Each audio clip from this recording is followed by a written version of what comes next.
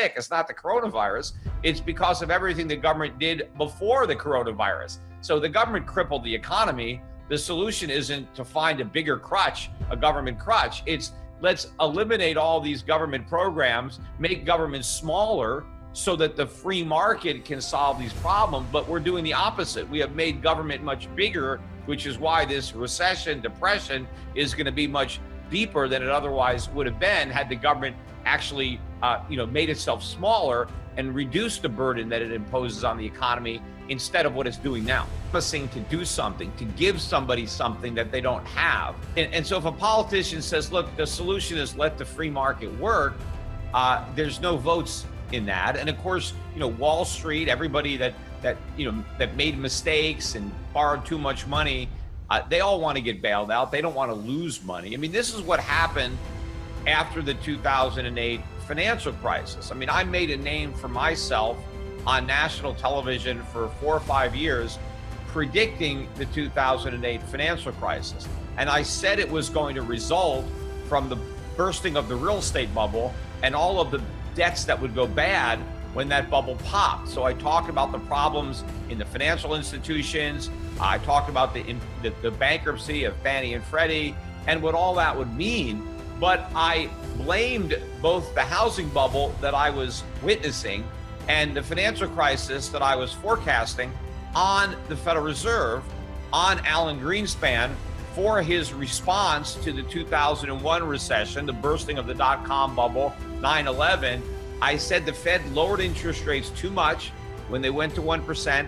They kept them there too long, and they raised them too slowly. What I predicted was not only were we going to have this financial crisis, but that after the bubble popped, the government and the Fed, instead of acknowledging their fault in inflating this bubble and doing the right thing, they would double down on the failed policies. They were going to slash interest rates, they were going to print all this money, and they were going to reflate the bubble or attempt to reflate the bubble. I thought that they would fail in their attempt. I thought the foreign currency markets and the gold market would put a stop to the party, but I was wrong on that, in that we actually succeeded in doing something that I didn't think was possible, but we actually inflated a bigger bubble than the one that popped in 2008. And that's the one that just popped. And in fact, the air was coming out of that bubble last year.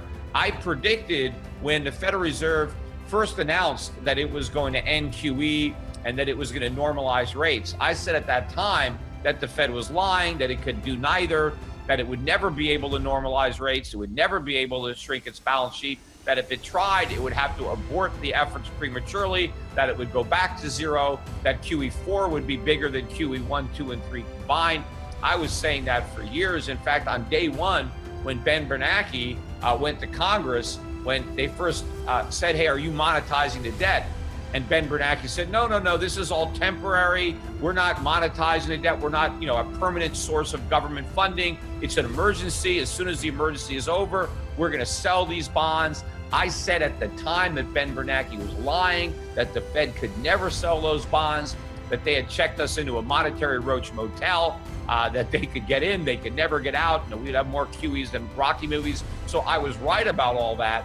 And now we're at the end game. We elected Donald Trump, right? An outsider, not a politician, who said a lot of really good things on the campaign trail about the phony nature of the recovery, about the bubble. He was anti-Fed. This is cheap money. This is all artificial. I'm going to drain the swamp.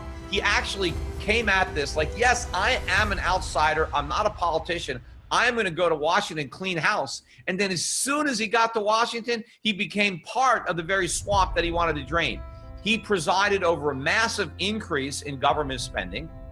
So government got bigger under Donald Trump. He went from being a Fed critic to a Fed cheerleader. In fact, the only thing he criticized the Fed for was not printing enough money, right? Not cutting rates enough. I mean, he criticized the Fed for being too easy as a candidate, and then he said they were too tight when he was president. He wanted the Fed to do everything he criticized it for. So he became the leader of that swamp. And yes, we got some tax cuts, but those tax cuts were a fraud because Tax cuts have to do with cutting government spending. The cost of government is what it spends. So government spending is taxation. Every dollar the government spends is a dollar that we have to fund. And so when presidents sign budgets that increase government spending, they are increasing taxation. Regardless of what they do with the income tax rate, spending is taxation. Now, how are they going to pay for it? Are they going to tax us today? Are they going to borrow the money, which means they're going to tax us even more tomorrow because now we have to pay the taxes to cover the interest? Or is the Federal Reserve going to monetize the debt? Are they going to print more money, which means we pay for government through debasement of the currency, through inflation? But at this point, look, I don't think the Republicans can outpromise the Democrats because the election is going to be decided over who is going to give out the most free stuff. And I think the Democrats win that argument. Now, what's going to happen is when we have a complete collapse of the economy, if we have hyperinflation or complete implosion and there's massive poverty, inflation is so bad that they have price controls, and the minute they have price controls, you have shortages, you have black markets. I mean, it's going to be a complete disaster. Then we can have a real campaign between, do we go all in on socialism? Are we so broke? Are we destitute? Are we having this misery and poverty, right? Is it because of too much capitalism and too much greed, right? Or is it because of too much government, too much central planning? Is it the bureaucrats and socialism that destroyed the prosperity that capitalism built? Or did socialism build the prosperity and did capitalism destroy it? And so do we need to be a nation of slaves or a nation of free individuals? I mean, that's going to be the real debate between big government and freedom. And hopefully freedom can win that debate. I don't know. I mean, it's a tough call. But on record, are you saying Biden's going to beat Trump? I think Biden will beat Trump, or if Biden ends up not being the nominee for some crazy reason, I think whoever is at the top of the ticket will beat Trump. But I mean, is it a sure thing? No. I mean, I think what's your percentage? If you were to betting money on Las Vegas, what's your percentage? I say he's 70. I think it's 70, 80% at least that it's going to be Biden. You think 70, 80% is Biden? Yeah, because we're still going to be in a recession in November.